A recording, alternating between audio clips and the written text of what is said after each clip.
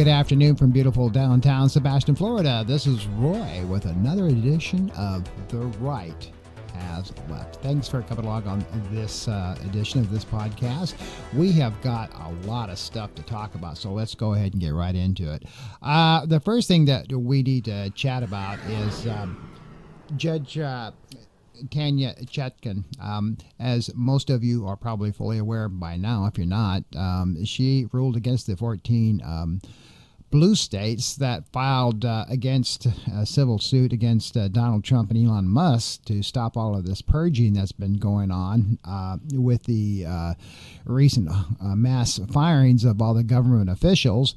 And she denied their case because she said at this point in time there's just not enough evidence. However, having said that, she did say, I'm keeping a very strong, watchful eye on Donald Trump and Elon Musk and see what's going to be happening there. And once there is any solid evidence, she is going to go to bat for the Democratic Party.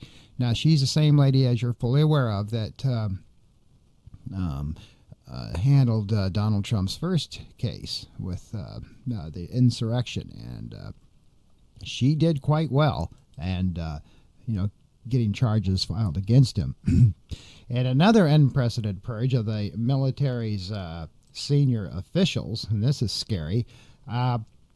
Donald Trump went ahead and again fired another top official, and this official is, you guessed it, General Brown, and he's the chief of the U.S. Navy, and the vice chief of the Air Force also was fired by Trump's appointee for the Secretary of State. And this is just, again, scary, folks. Now, what do you think is going on here with all these firings of the Joint Chiefs of Staff, especially Charles Brown, and then him being replaced by one of Donald Trump's little cronies, and he was replaced by Air Force Lieutenant General John Dan Raisin Kane, and this guy is actually retired, but for some reason Trump put him back into this position. And the reason he's doing this is because he wants to create a military that is going to do his bidding. And when you get these kind of people in place, it can be absolutely scary. And I'm not kidding. When you put people who are retired, or you put people in that are going to, basically do whatever Donald Trump wants, and you start hearing these things like, well, I want to make Canada our 51st state, and I really think that we need Greenland, and I really think I can do things with the Gaza Strip and rebuild it.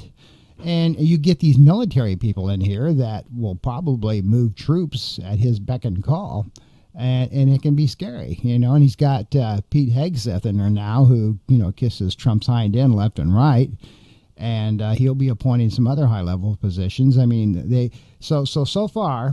And this is what's bad about this, folks. So far, they have fired this guy who happens to be a black guy. They got rid of a woman, because both of them kind of, stood for diversity in the military.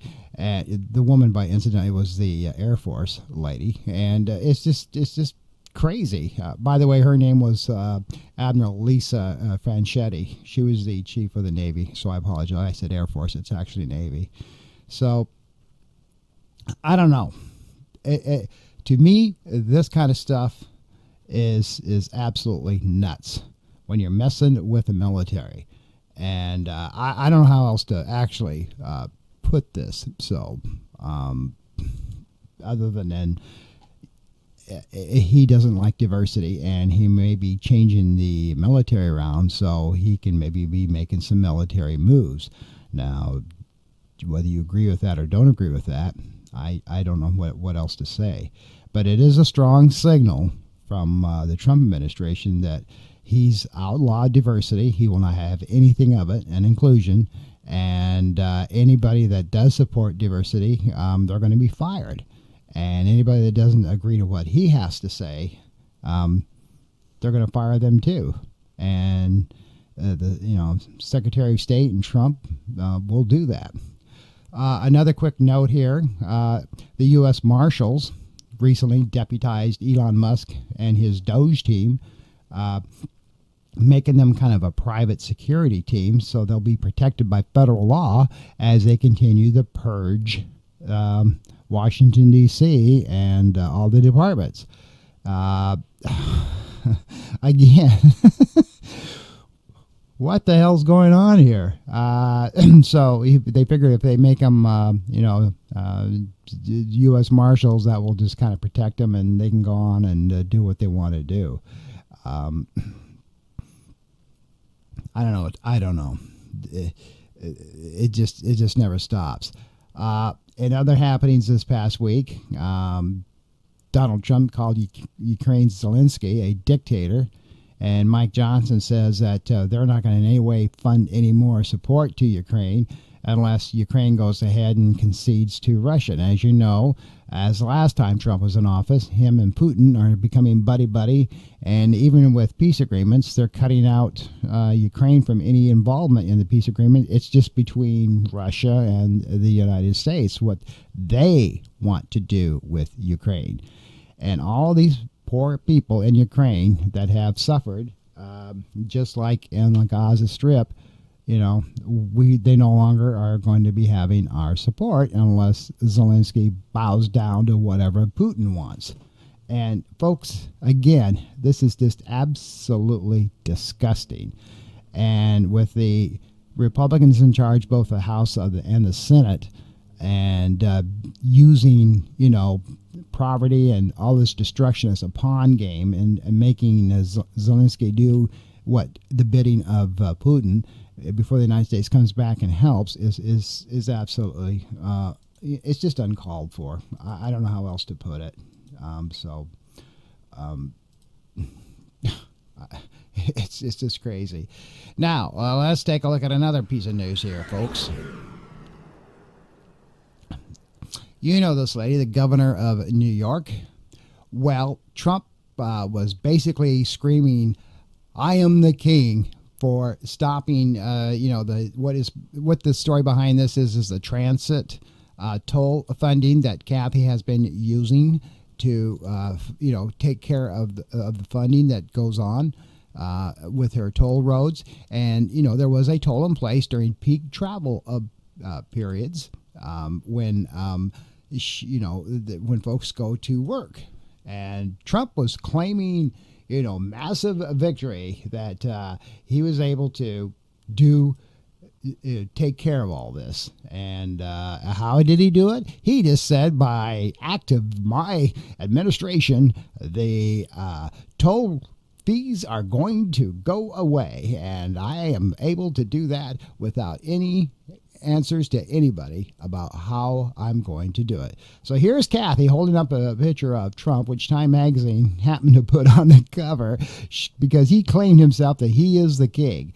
And there you go. Well, isn't that a great picture?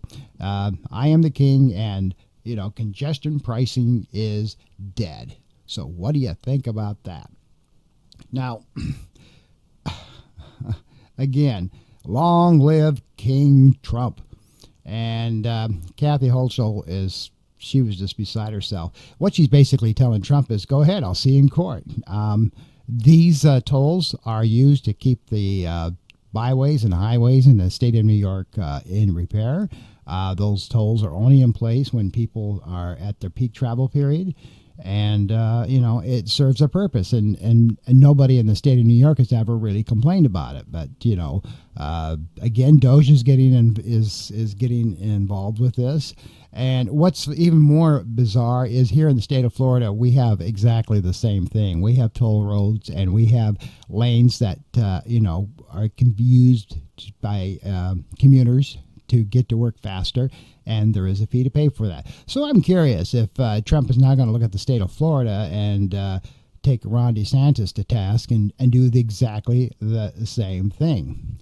Now, in other news, again, Trump is continuing to more cost-cutting drives that he wants to drastically reduce the federal workforce by more than 6,000, and this time it is in the Internal Revenue Service, just in time for tax season. 6,700 to be exact employees are expected to be fired, and it's just crazy. Also, the Pentagon has planned to release a 5,400 probationary workers layoff starting next week, and 1,000 Park Service employees are also are going to be let go, and that's about 5% of the workforce, according to CBS News. Now, I'm originally from Wyoming, and when you're letting go all of these Park Service employees, including seasonal park workers employees, and the next time you go to a national park, especially this summer, I don't want to hear one person complaining that, the lodging rooms are in disrepair, the highways are in disrepair, or how come the garbage collection hasn't been picked up, or how come I can't find a Park Service employee to help me with a tour of some trails or mountain climbing. You know why? Because Trump fired them all. And so there you go. This goes all the way down to U.S. Forest Service employees, game and fish employees. You think this is all great and fine and dandy, but you'll be the first to complain if you find services are subpar next time you go to a national park, or you go on a BLM land, or you go anywhere else. Now, I grew up in Jackson, Wyoming, and 97% of the land there is federal land. And between the Forest Service and the National Park Service and the BLM, and you get this many people being let go, services are going to decline rapidly. And, you think that's all fine and dandy, but if you're the first to go there and you find, you can't, the roads are in disrepair, or there's mudslides, or the lodging is down, or you can't find somebody to give you an interpretive, tour of a landmark or something because they don't have anybody to do it, you're going to be the first to bitch, aren't you? Yeah, of course you are. But that's different, isn't it? And with the IRS laying off 1,500 people right in the middle of tax season, how many Americans want their tax refunds? How many Americans maybe have filed amended tax returns? How many Americans were due a tax return and are still looking for it? Well, gee, there's nobody there to help you. But that's okay, because Doge is out there cleaning up the mess, and you're fine with that, aren't you? No, you're not. So it's just crazy. One other thing that is going on that I find really bizarre is the Associated Press has been barred from the White House press room, or Air Force One, because they refuse to call the Gulf of Mexico the Gulf of America. So the Associated Press, which is one of the leading, press agencies in the United States, and also globally, they make up, not only the United States but other countries. Trump is throwing a sixth grade tantrum here because they won't call it the Gulf of America. And it just never ends. It just never ends. This is sixth grade playground bully stuff. Yeah, I myself, I've just always called it the Gulf. I'm not, yes, I've called it the Gulf of Mexico, but most people, locals around here in Florida, just say the Gulf. We don't call it the Gulf of America, the Gulf of Mexico. We just say, hey, I'm going over to the Gulf, and we know what we're talking about. And to me, it's a First Amendment right of anybody if they want to still call it the Gulf of Mexico. I don't care what Google or what Trump wants to put on there. It's still just the Gulf. So why is this such a big deal? And why are you throwing the AP out just because they won't say the Gulf of America? Again, I just flat out don't get the childish of all this. And I don't even know why he called it Gulf of America anyway, when a good portion of the bodies of water runs along the country of Mexico. Again, this is just a power thing, like, hey, look at me, King Trump. I can do anything I want with executive privileges because the U.S. Supreme Court says I can. And I'm going to change up the military. And if I want to invade Canada, so I can make them a 51st state, or if I want to take my troops into Gaza so I can buy up all that land and put hotels on it, I am, by God, going to do it, and nobody's going to stop me. I don't need Congress. I don't need the House of Representatives. I don't need the Senate. I am Donald Trump, the king. And what I want to do, I will do.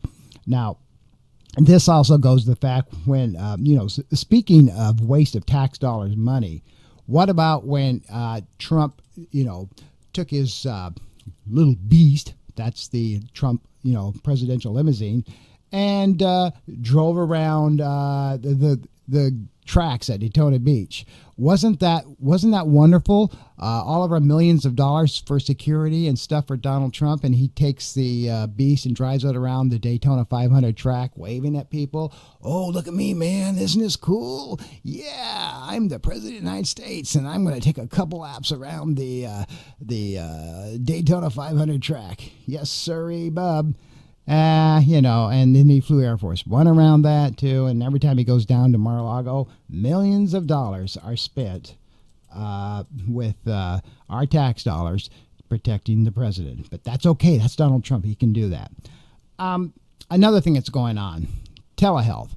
Trump is going to stop that as of April 1st. Medicare has traditionally paid for telehealth. It helps millions of disabled Americans, including seniors. You can't get out of their homes. They can use telehealth to get their prescriptions refilled and things like that. No more. Yeah, I want to stop telehealth too. If you can't get out of your room to go see a doctor in person, to hell with you. Again, this is what telehealth did for millions of America. He's complaining that because it was done during COVID and that's all over and the Democrats put that in place, I'm going to back change it just because I don't want the Democrats to take credit for anything. So there goes telehealth. Another thing that he wants to do is take the United States Post Office and put it under the Department of Commerce and perhaps privatize the post office. Again, if you do that, the post office for over 120 years has always been able to deliver mail to our rural areas at no cost and be able to get mail out to a lot of different places. These are all civil service employees. Again, thousands and thousands of them. And if you privatize the post office to where it's a for-profit organization, what the heck do you think is going to happen to people who, depend on mail? And some company will not subsidize taking mail out to rural areas or if the weather's bad. We're not going to deliver your mail, or we're going to jack up the prices now for stamps to be maybe $3 a piece. Again, this is what's going on, folks.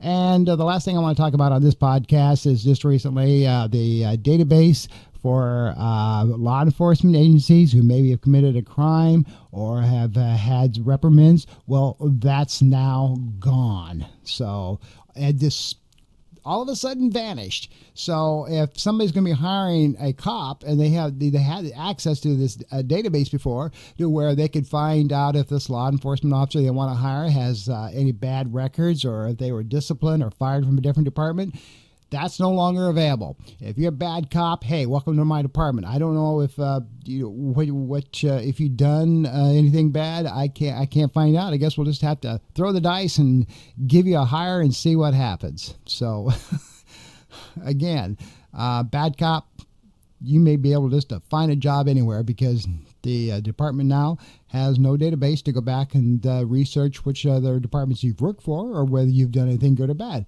Trump, he says, well, this is to protect cops have gotten a bad rap and, we don't need this database around. Again, it was created by the Biden administration, so therefore it's got to be bad because the Biden administration created it. So, I don't mind having a few bad cops out there. Go ahead and beat the crap out of a few people. Well, it doesn't bother me any. They deserve it anyway. So, again, this is the week, folks, of Doge and Donald Trump and his other cronies out there who just are having a gay old time, Doge and his team are now official U.S. Marshals, deputies, and they can go where they want. And Donald Trump is having a great time just, firing everybody and redoing the military leaders to where they can go ahead and do what I want you to do. And it's just absolutely crazy. And now you've got cops who maybe have racial problems or have committed crimes. There's no way for anybody to really verify that anymore, or using excessive force.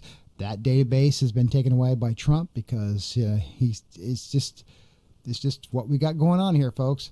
So that is your podcast for this week from The Right Has Left. And yes, the right has left, hasn't it? So until our next episode for next week, this is Roy, and thank you for joining me on this podcast. And go ahead and list your comments on what you think is going on this past week.